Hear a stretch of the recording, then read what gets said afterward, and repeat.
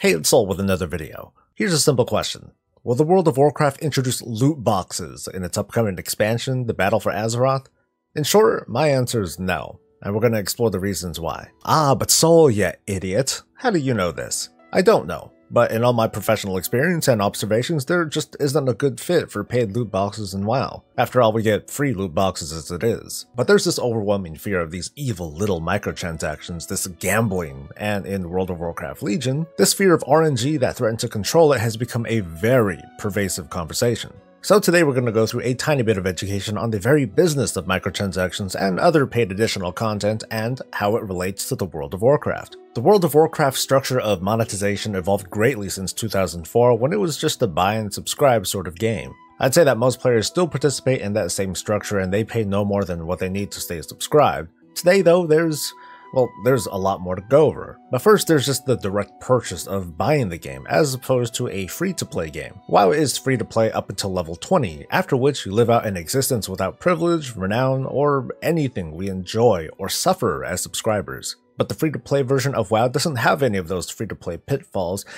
It's more accurate to say that this is a limited demo of the game, a little bit to whet our appetites enough to make the drop. And then we get to the subscription model that WoW does use, unlike other single-purchase MMOs like Guild Wars 2 or Black Desert Online. By the way, I'll be mentioning other games on occasion, but you're not going to see any imagery or footage from these games because even though this video is meant to be educational and essentially WoW-centric, there's always that chance that some jerk might try to strike this video down, not because they're disputing my fair use of footage, but because they want to prevent me from possibly talking smack about their game, which I'm not.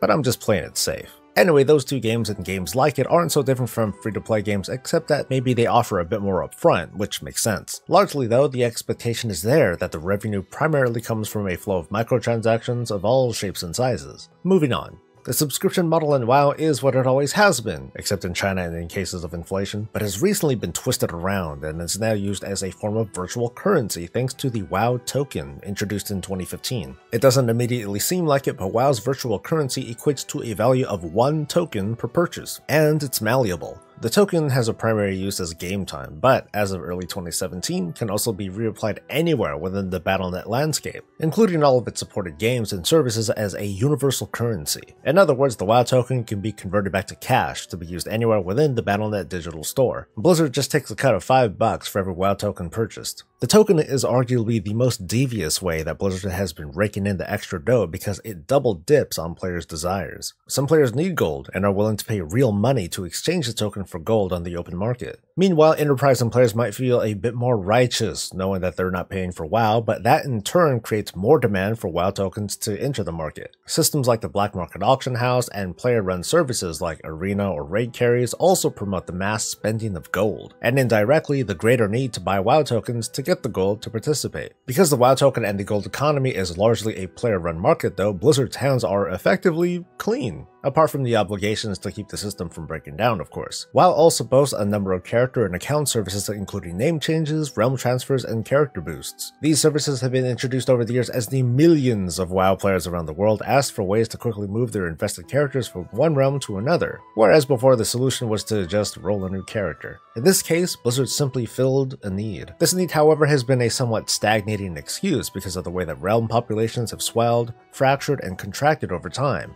with only occasional instances of free transfers for players. And of course, WoW has a shop for cosmetic skins including helmets, pets, and mounts. The very first was the Celestial Steed, introduced in the Wrath of the Lich King expansion. There's no doubt that WoW brings in a considerable amount of cash thanks to their optional services and the WoW token fees on top of the not-so-optional purchases of expansion boxes and the subscription itself. However, by contrast, their selection of premium cosmetics is remarkably thin. In the space of mounts, there are only 11 mounts in the cash shop. Mounts are unique and fun and they're financially lucrative in the marketplace, but when it comes to Blizzard monetizing mounts, they're very conservative, releasing only 2 to 3 cash shop mounts per expansion. And here's my guess as to why. Going back to Guild Wars 2, which relies on cosmetic transactions and expansion boxes to sustain its growth, they don't need to be that shy about introducing a new thing to buy. But WoW already keeps every player thralled under its subscription model, whether it's they paying for it themselves or indirectly through the WoW token. The subscription effectively negates the need to roll out constant cash shop updates. So then the following question or argument comes, why even have a cash shop at all? The answer is pretty simple, it's because it frickin' prints money. Here are a few images off of Google when the Celestial Mount made its debut during the Wrath of the Lich King expansion, notably when subscriber numbers were at their peak. This right here is an insane number of people just waiting in line to buy a digital good for 25 bucks. According to World of Warcraft, roughly 19% of max level players searchable on the Armory today possess this one mount alone, and you'll get similar numbers from many of the other cash shop mounts. So you see, Blizzard is conservative about the release of cash shop mounts because there's a very fine line to walk here. Blizzard makes a ton of money off an optional mount that has no bearing on gameplay.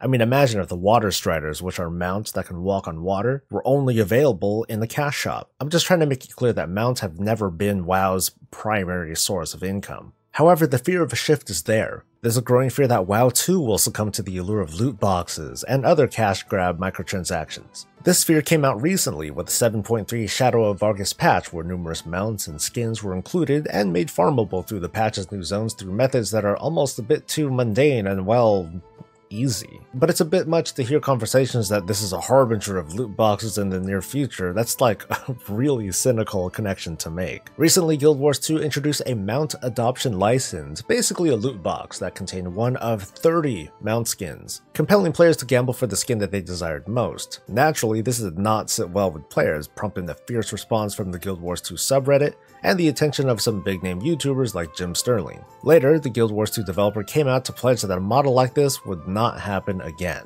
However, the controversial mount adoption license would not undergo any changes. Cheeky. If nothing else, this is a great example for Blizzard on what they definitely should not do.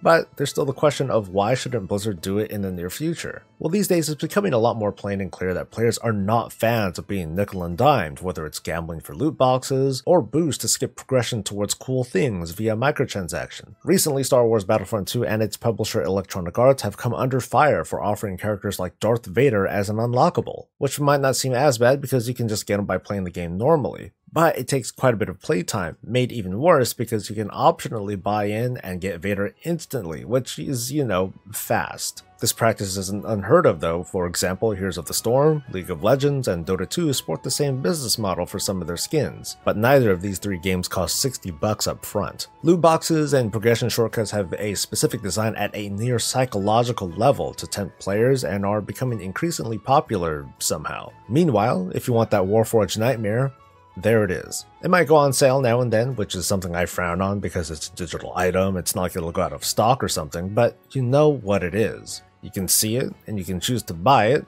or never obtain it. So once again, I don't foresee a future in WoW with loot boxes. The temporary boost in cash isn't worth the negative press, and the possible loss of subscribers from that negative press puts Blizzard at a far greater risk for lost income, as opposed to showcasing a premium thing on their store where you get what you pay for. In a way, Blizzard is taking the high road by being upfront. Ooh, I can't wait to get the comments for that line. Please like this video and subscribe for all things World of Warcraft. Share your thoughts, and stay breezy.